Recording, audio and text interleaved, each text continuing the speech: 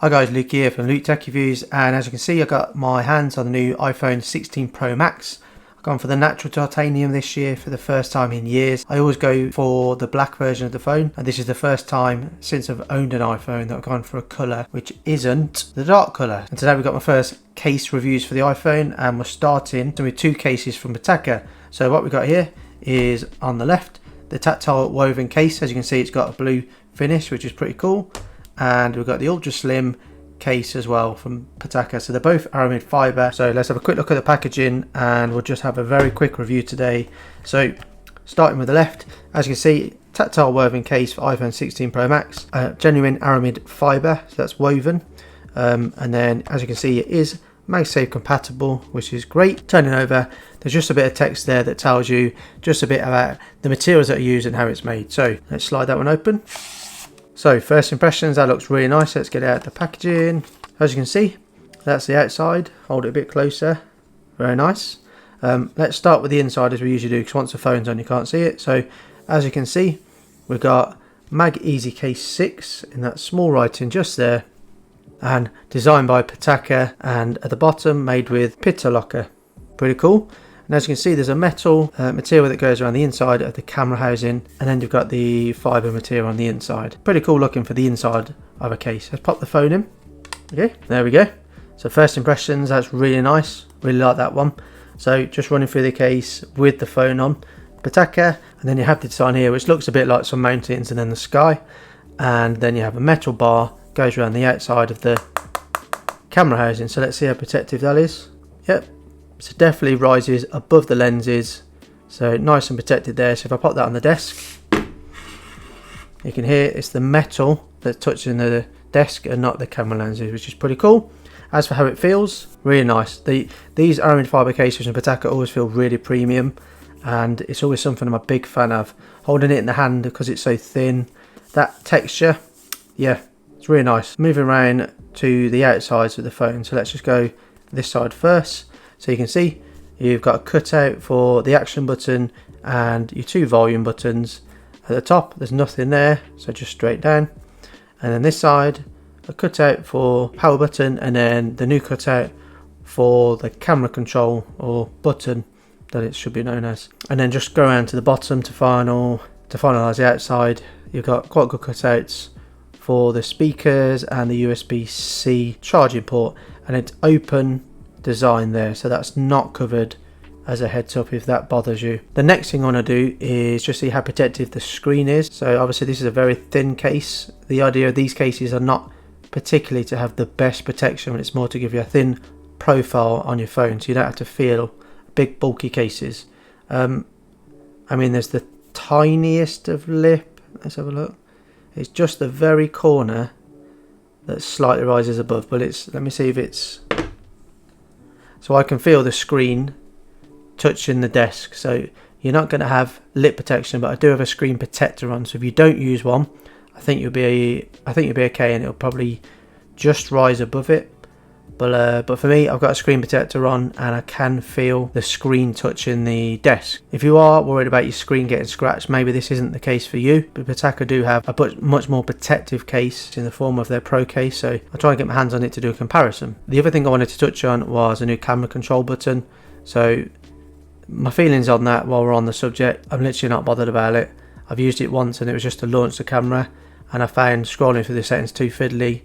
I think the average consumer is just not going to do that, as a heads up. So it kind of confuses me that Apple put these things on the phone when the majority of people that buy the phone will never even know what that button's for. But that's for a different video. So as for how the cutout is along the power button, the camera control, and the action button, and the two volume buttons, it's a lot to say, isn't it? Power button, that, yeah, I can access that easily. Cutout feels nice, it's not sharp. Camera control, same, yeah, that's fine.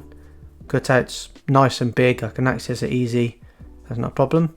And then same for the volume and the action button. So the cutouts are Pitaka, to be expected, they're really good. There's no sharp edges in there, which is good. So that's the tactile woven one, which is the blue mountain and sky design. Let's just pop on the ultra thin black one. They're pretty much the same case, but let's just pop them on and see how different they look. You can see if I hold it against there, the actual case is very similar in terms of how thin it is, and the dimensions, but obviously the colour's different and the pattern's different. The fibre goes sort of diagonally on here, and here it's kind of woven in and out. As for how they both look, I think I like the blue one. I'd always go for this one traditionally, and I think when I pop it on, it's probably going to look really slick, but this one's just different, so it depends what you like. Let's pop this one on and have a look.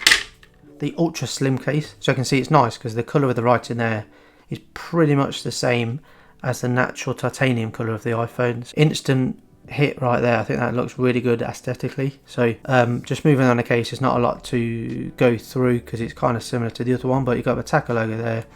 Nice simple design all the way through. Probably going to end up fingerprints here. They're nothing straight away, but if you get grease on your fingers, you're going to spot that. Cutout for the camera bar, sorry, that's essentially the same. So yep, that's protecting the lenses. All the cutouts, they feel and look the same as the other case, so nothing else to go through. Let's see if there's any screen protection. Same story, because I've got quite a big screen protector on, I can feel the screen touching the desk. So another one, if you're concerned, maybe go for the bigger Pro, which I don't have, but they do sell on the Pitaka website.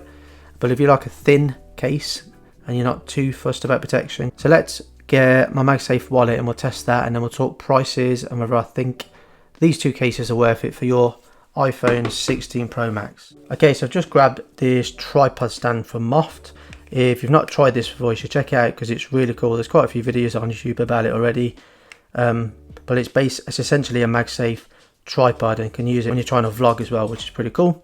So what I'm going to do is this one has quite a good magnet, which does help, but let's try it on the back of this case first, and we'll just see how we get on in terms of the magnet strength. So as you can see, it does stick on there straight away. I'll give it a shake. So I'm shaking that really hard and it's not coming off. I'm just going to open it up and just give it in a bit more vulnerable position. Shake decently. Yeah, pretty hard. Okay, so MagSafe, pretty good. So as usual, you can see if I pull it like that, I can now prop my phone up and use it like that, which is pretty cool.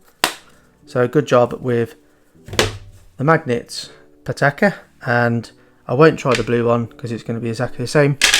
So let's move on to prices. Over the horizon case for the 16 Pro Max. So this one comes in at $59.99 in the US, and the ultra slim one comes in at $49.99 in the US and £49.99 in the UK. So prices the same there between the US and the UK in terms of dollars and pounds.